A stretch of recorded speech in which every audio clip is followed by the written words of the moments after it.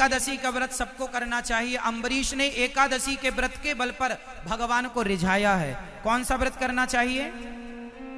कितने लोग करते हैं एकादशी का व्रत? आप नहीं करते? क्यों नहीं करते? क्यों? किसे पता होगा? फिर किससे पूछे हम? बताओ।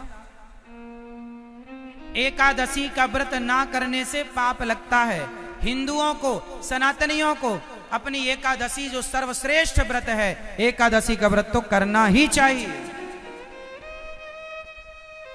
करना ही चाहिए। और एकादशी का व्रत विधि विधान से करना चाहिए।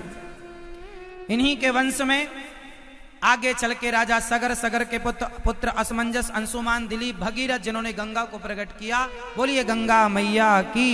फिर इन्हीं के वंश में खटवांग, फिर दीर्घबाहु, फिर रघु, फिर आज फिर दशरथ जी। दशरथ जी के यहाँ 4 पुत्र हुए, श्री राम, श्री लक्ष्मण जी, भरत जी, शत्रुघ्न जी। राम कथा भागवत जी में छोटी सी है, आपको छोटी सी निवेदित करेंगे। हाँ, पर राम जी की लीलाओं का कल हम विस्तार से वर्णन करेंगे आपके लिए। तो राम जी का जन्म हुआ अयोध्या जी में, और राम जी का जन्म हुआ, बड़े हुए तो विश्वामित्र जी लेकर गए, ताड़का को मारा भगवान ने, और अहिल्या पर कृपा की। जनकपुर गए, सीता मैया से धनुष तोड़कर विवाह रचाया। इसके बाद राम जी जब आए, भरत जी, लक्ष्मण जी, सबका विवाह हुआ। इसके बाद राम जी को वनवास भेज दिया श्री कैकेयी मां ने। और जब वनवास की ओर चले तो राम जी तमसा नदी के तट पर पहली रात, श्रृंगवेरपुर दूसरी, इसके बाद केवट से नाव मांगी, पार लगे। केवट प्रसंग कल हम आपको सुनाएंगे, सुनिएगा।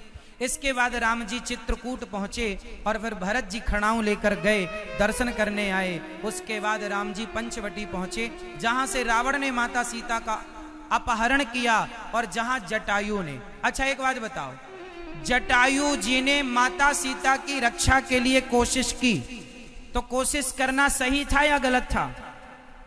जोर से। अच्छा, द्रौपदी की जब लाज लुटी तो भीष्म पितामह ने तो कोशिश भी नहीं की। तो भीष्म पितामह और जटायु को यदि तराजू में रख के तौला जाए तो किसका पलड़ा भारी होगा?